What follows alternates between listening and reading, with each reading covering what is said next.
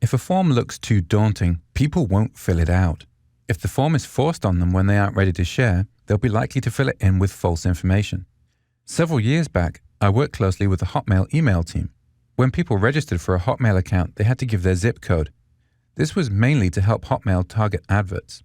It was amazing how many users of the service apparently lived in Beverly Hills, California. Obviously, they didn't really, but lots of people had entered the zip code 90210 because they knew it from a popular TV show called Beverly Hills 90210. Basically, they circumvented the form with false information because they didn't see the value in providing their real data. The way to avoid these issues is to make the form as concise as possible, and to make sure people realize the reason you're asking for each piece of information.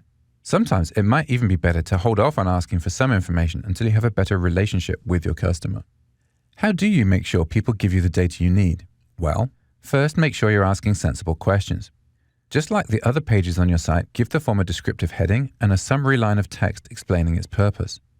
If the form asks for more than one type of data, you can use subheadings within the form to separate the areas. Again, these subheadings should be descriptive, telling users what you are asking for and why.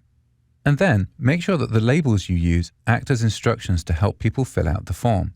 For instance, just putting the label password next to a field doesn't help people as much as if you add the context of enter a new password.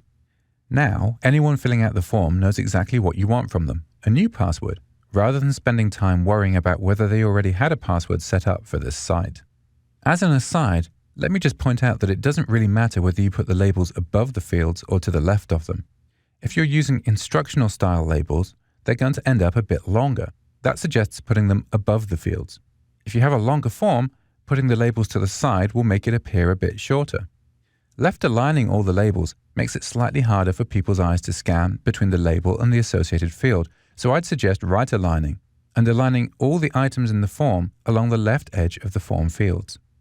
Whatever style you end up choosing, above or to the side, stick to it throughout your form and use the same style on every form on your site. That keeps the interface consistent and helps visitors quickly learn the layout of your forms. What is important is to only use a single column of fields. If you put two columns side by side, it makes the form harder to scan, and often people will completely miss filling out the right-hand column.